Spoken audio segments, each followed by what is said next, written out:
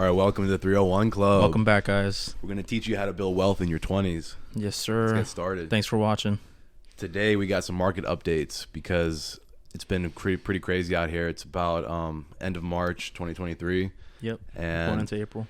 The Fed just increased interest rates this week, 0.25. So they said it's going to be the last time, but we'll see. They said it's the last time, but they said also that they don't know. Maybe they'll increase them. Who knows?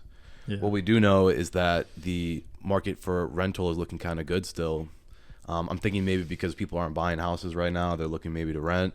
I have a friend who's selling a place in Germantown. Shout out 20886, and she put it on the market this week, and she is already getting 10 offers, and she has I think half of them she has already showings for scheduled. Wow. So and high rental volume. Yeah, and the place is a 4-bedroom, 4.5 bath. Wow, it's pretty big. Detached house. So it's a single family home, Wow. Detached, and it's looking good. She just didn't like the area, but I think that's more personal preference kind of thing. I think she's moving to DC. Busier city life. Yeah, she prefers that, I think, and DC's is looking good for a real estate and the kind of the DMV area. We were talking about that. We learned a lot, and it's interesting how the market works for DC compared to every other market in the country. Yeah, because if you look at a list of the 100 highest increasing houses or highest increasing areas, house prices, you got DC is like number 99, and then they're actually neck and neck with Baltimore as number 98. I mean, we were discussing it. It seems like if the area or the market is really good, and it's like strong, a lot of the times I feel like the outside factors like the interest rates and all that, they don't really, or like the recession and all that. I think that's where we're gonna get into. Yeah. But it seems like certain markets don't get affected as much because it was less than a 1% increase. What was the increase? It's about 0.15% premium. So it's like 10%. Or no, I guess. We'll throw up a graph so you guys can see. Is it like 0.10% or is it 2,000 years? 0.1 until 2000. What's up? Oh, really? So I guess the increase happened that's the 1 month from February. Okay. So from February until this month, it's 0.10%. It went up. So it's like less than 1%. 0.15%. It's less than 1%. Okay, yeah, that's what I was trying to understand. You said something about since 2000. So this graph is from back. So that's from February 2023 is that statistic, but I'm gonna throw up the graphic that shows the long term over since 2000 how the prices have been changing. Right. And there's you can notice that there's in Baltimore and DC they're eerily similar, and in 2006, 2005 area they peaked. They went up way faster, even faster than they did right now. I'm interested into that. I'm not sure why that's happening, but like you mentioned, like you alluded to, there's a looming recession. Right. And what I mean by that is there's been 15 recessions since the 1900s, but they've all have lasted a little bit longer than the most recent one we've had in 2020 because of COVID, and that's kind of sketchy because the market's cyclical and things are going to go up and down. But you also mentioned that I think DC is not too cyclical in the real estate market. And because it's so controversial strong. Opinion, but this is an opinion. But from what I'm seeing, it seems like with that, it's like less than 1% change, which is like really good. And that might mean that like if you buy a property there's that good chance that it might increase in value with the price going up. So I think it's if you're like looking for houses, maybe if you're looking into the real estate cap on like, you're in it for the real estate purposes and not for like your permanent residence, maybe look into an area or a market that's like low on that list where it's like it doesn't get affected as much by outside factors. These bubbles, I guess I'm more referring to price bubbles. I think I'm more referring to like the selling side, and like I think because if the prices go up, that's good for you, but if you're in it to try to sell, it's probably a better idea to find I guess like if you're planning on selling, it'd be ideal to like be in an area where the value is going up, but it's interesting that but if you're trying to buy right now, like we're trying to do and what you should be doing, because you're in your 20s and you have a lot of time for the house to build equity, and I think that we're okay right now because we got a development across the street. the market is looking good statistically. The only downside of all this is the recession, which is, it's looking kind of similar. There's some indicators similar to 2008 going on right now. People are not saving as much. Like the savings rate has like went all the way down. I'm guessing because people spent all their funds that they got during COVID because things were booming and they wanted to use their money when it was very powerful. But we know that now inflation is rocking that price down, and people aren't buying houses as they used to. Excuse me. Yeah, and another thing is like just credit card debt has gone up. Like it went up 0.4 trillion in 1 quarter. 0.4 trillion in 1 quarter, and I think it went from 13 trillion. That's crazy. To People 16 trillion in like a year or something like that. And wow. So people are spending over their cap right now, and that's what's going on. But at some point, what's going to happen is that they're just going to default, right? Yeah. And then what are they going to default on? 73% of Americans' debt is their mortgage, right? So they might default on their mortgage. Yeah. That's unfortunate. I mean, that opens up the market a little bit for people that are looking for places they can just try to get a foreclosed house. I mean, it's unfortunate for the people, but making smart decisions, at the end of the day, you don't want to be one of those people that like maxes out their debt, can't afford mortgage, and then they have to default on it. So recommend just like, finance, like just learning your finances, trying to save money and, be able to make ends meet. You don't want to default on your house. Cause there's like a lot of like real estate people that will jump on that. So, like we're thinking about it, just off market deals, trying to maybe get a foreclosed house. It's a good risk for real estate investors.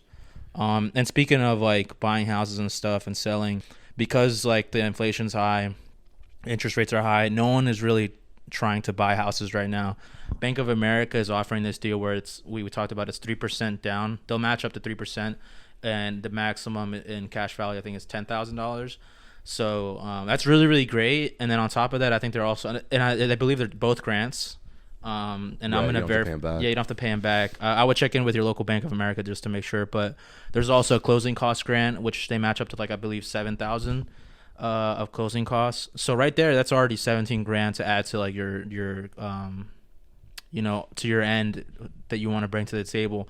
So that's one plus side. So like if you have like good monthly income, maybe it might be a great idea to like you have a little bit of money saved, but you don't have enough for like a big down payment and all that. Maybe this is an option for you. You might pay a little more on the mortgage end monthly, but it might be worth it because you'll have a house and then you'll be putting that money towards something. So yeah, it's a great idea. So if you're interested in getting a property, getting into real estate investing, that might be an option for you. Look into that. Bank of America deals, and other banks might offer the same thing, big banks. And we're just not sure how long that's going to run for because we're thinking like by the time the interest rates go down, they'll probably stop offering these deals. Yeah, maybe by the end of this year, we're thinking interest rates will probably start falling. We're hoping into the 5.5 to 6 range. And you got a interest rate offer from Bank of America. Did you like it? Yeah, so like they gave us estimates because it's always like calculator numbers, and yeah, they said like 7.3, anywhere from like 7.3 to 7.5%. But that's crazy. That's like really high. So if we had bought this house with that interest rate, we would have been paying $400 more. Yeah, that's insane. On our monthly rent, our monthly mortgage. So that's the kind of the scenario caveat we're dealing with. Yeah, that's if someone wants to buy now. That's the one thing they should keep in mind is your monthly might be a lot, but just outweigh the options, positive, negatives. Is it worth it? Is it not? I would say so because if you're paying rent right now, that money is thrown away anyway. It's getting thrown away anyway. But yeah, 100. And you mentioned foreclosures are pretty good to buy. That's a super good point. And yeah, but the other point that we want to throw out there is make sure you get kind of like a pretty house. Meaning it looks good on the inside and you can buy it and put it on the market for rent like pretty much immediately. Yeah, that's one of the reasons why we worked really hard to beat the other offers on this place that we're in right now. Something else that you can do, which Ron LeGrand has mentioned, we watched a webinar and we watched 2 webinars. So if they could be foreclosures or impending foreclosures. So actually 66% of houses have debt on them, like they have a mortgage that's not fully paid off. So and so you can easily maybe go up to another to one of these homes, knock on the door, and suggest to buy the place. We had a place 2-3 doors down for sale. Yeah, it went on the market, but then it went away. Took off listing.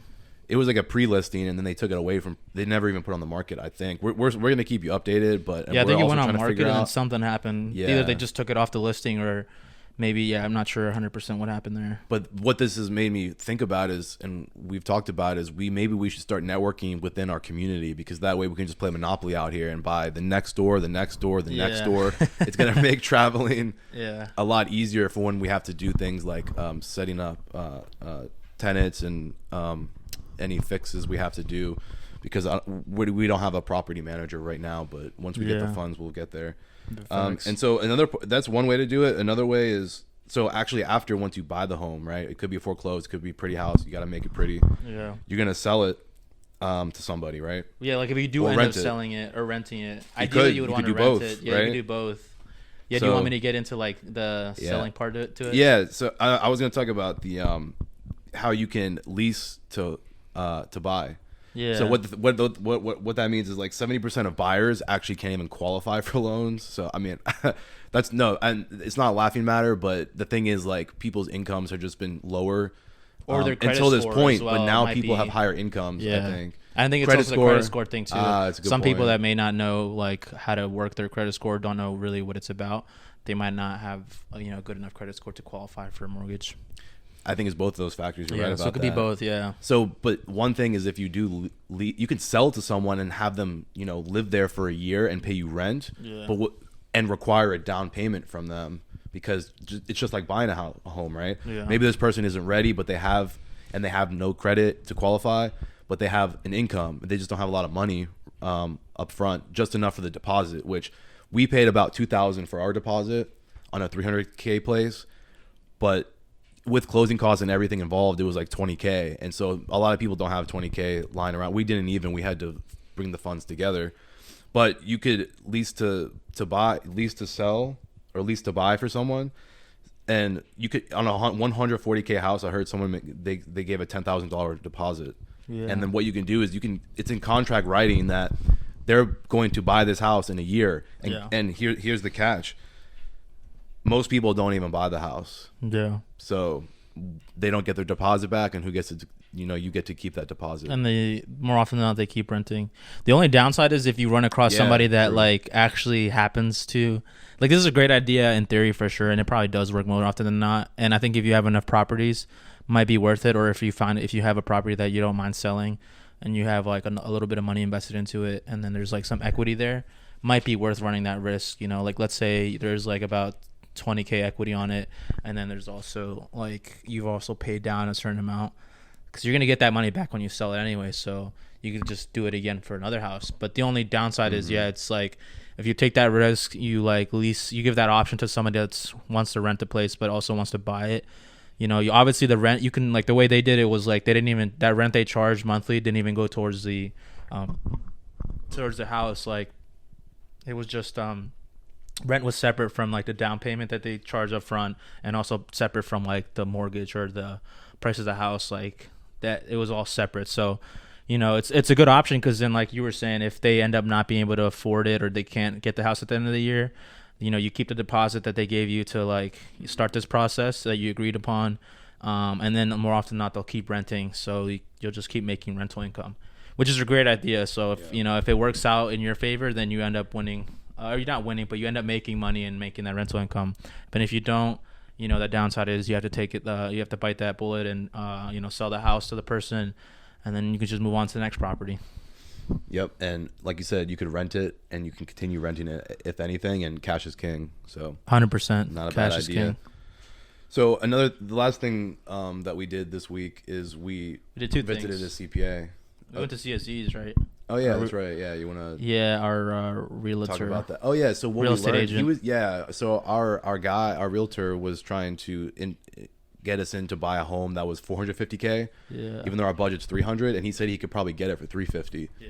So I think right now the market is looking like you can undercut these prices out here, and it was a great spot because it was in a city it's called College Park. That's next to a university. Shout out to walking Logic. Distance. What's that? As a shout out to Logic. Yeah, his new album. His new album, College Park. I'm Let's sorry for go. being random, guys. If you guys know who he is, and that's what's up. He's cool. Like, Yeah, drop a comment below because shout we're out- definitely repping. yeah, hell 301. yeah. He rapped 301, you know, in College Yeah. Park. That's Maryland. So I was like, hey, that's why I Yeah. said that just now. Yeah, heck yeah. I think that College Park is a good place because Yeah. this house was walking distance and it was 6 rooms. Yeah. So that's like obviously A lot of rental ready, income. Talk about a pretty house. Yeah, It's and it was ready to ready go. to go. Yeah, like we Yeah. saw the pictures, ready to go. Like they renovated the whole place. And we even found that there was a grant. That city gives grants like $5K. Yeah, specific locations or Yeah, areas. you just have to apply and Yeah, it's easy look in your call. local area, and they're probably gonna have grants for you depending on Yeah. you know if they're trying to make an equitable housing system over there or Yeah. whatever the reason may be. I think they exist in your district. So comment below if you find any that you can find in your area, and then let other people know. That's what we're here for. We're sharing our education and our ideas with you. 100%. So we hope the same back. And Yeah, leave a comment. You know, if you have anything to add, for sure. You know, we're just about sharing information. yeah, but just at the end of the day, I think we're not gonna pull the trigger on that 450K house. Yeah, I think it just didn't make sense because it's just not part of our plan. Because our idea was to buy a place, hold on to it, me buy the next place. Because you got the mortgage on this place, I was gonna get the mortgage on the next place, and then the third place, me and you were gonna combine our incomes and get a mortgage, both of us on one house, detached on the third place, which could have been this College Park spot, but then we would just be jumping the gun, and I don't know if it would be super necessary right now. But yeah, it's an option we thought about. But yeah, you're like you were saying, we just ended up not going for it because it just wasn't. It didn't seem like it was the right Yeah. next step. So. It was a stretch out of our budget, and Yeah. it's farther away. And like we said just earlier in this pod, we would rather be closer to the property in case we need to be there because of, we have not a lot of capital, and we don't have too much time because we're still working 9-to-5 jobs. So Yeah, we're not facts. doing this full time yet. Yeah, it's the goal. But So then we did see the CPA. And yeah, the CPA. You asked a question about Yeah. leasing. Yeah, I asked about because there's some stuff that we heard about through like our, little webinars that we've been going to, that there's like that idea that you can rent out to yourself. In theory, it's a great idea, but like if you have the like for us, it's a little different because you have the mortgage. We haven't transferred the title to the LLC. So the CPA pretty much told us like in theory it would be great to like lease it to yourself, but it makes it a little harder if you're the one that's like leasing it to the LLC and you're like the mortgage is under your name. It's just a little harder on paper. It'd be easier if it was just the LLC had the title and the mortgage, then it's just a one streamlined process. But we asked them because we were trying to see if we can figure out a way to like generate some revenue. So maybe I asked her it would be possible for Chase to lease it to the LLC and then me rent it from the LLC. She said it's possible, it's doable. You might just be paying out money, shelling. It's like your money that you're like pretty much shelling out. And then she said that if Chase were to, if we were to do this, it didn't seem like it was like cost effective. That's kind of what she was telling us. She seemed like it does make sense, but she said the better idea would be to rent out to somebody else so that you're using somebody else's money and not your own money. Right, because the main point is if we were to do the LLC route, which you just mentioned, we would have to pay state and federal tax on that income because it would be profit. Yeah. Unless you spend it and you can come away with a negative amount at the end of the Yeah. year. But it's assuming that you have a positive profit, you also have to pay self-employment taxes on top of that, which Yep. is like 15%, which ends up being 40% of your whole income. Yeah, gone. So yeah, to your point, taking someone else's money and giving some of it to Uncle Sam doesn't hurt as much. Yeah, as much as you use your own money. Mhm. Yeah, facts. So that's what we learned. And then you also asked about deductibles and stuff, oh yeah, so I mean the other way, which that is it kind of the can be next part done- of it. Is yeah. like if you do make profit, just use that stuff for like. Oh yeah, like I was talking about, you can end with a negative amount at the end of the year. So what you want to do is you do want to spend all your money and reinvest in something Back in the business or another real estate property, whatever Right. it is. And also we learned that you can invest up to $10,000 without really the IRS kind of noticing Like into us, as like owners. yeah, as investors Or investors, yeah. because we're a part of the LLC, and because we're affiliated, the IRS will look for interest on a return over $10,000. But you know what? You can just pay yourself interest. So yeah, that's an option. I'm saying everything Two here options. is legal, but Yeah, it's interest just or interesting how she put it. yeah. She said it was like two options. Like either you can like offer a loan with interest, or you can just do a investment. So we can just invest under 10,000, like you were saying. So, and then that doesn't need to be like, you know what I mean? It just depends on which option you take. But investments, they're not like a loan that you're giving to the LLC. It's literally just like an investment you're making into the LLC, and that's just, you're not going to get that money back essentially, right? Yeah, no, Yeah, well, yeah. yeah, because you're going to be spending that on business ventures, Yeah. which we were recommending because you want to do Yeah. this so you can have, money going in and out of your LLC. Yeah, So that eventually, like you mentioned, we can get a house with our LLC, which is Yeah. now probably going to be the next step after you get yours. Yeah, 100%. And I So- would say anybody who wants to know more about that, maybe watch our previous episodes where we talked about the paydex score and how that works with the LLCs and how to build that score up. Yeah, check out We Bought a House series. Yes, we check got that out fully too. uploaded our first project, and Yeah. we'll see you Whole guys next season's time. out. See you We're doing guys. our thing next week. See you Yes, guys sir. later. Peace.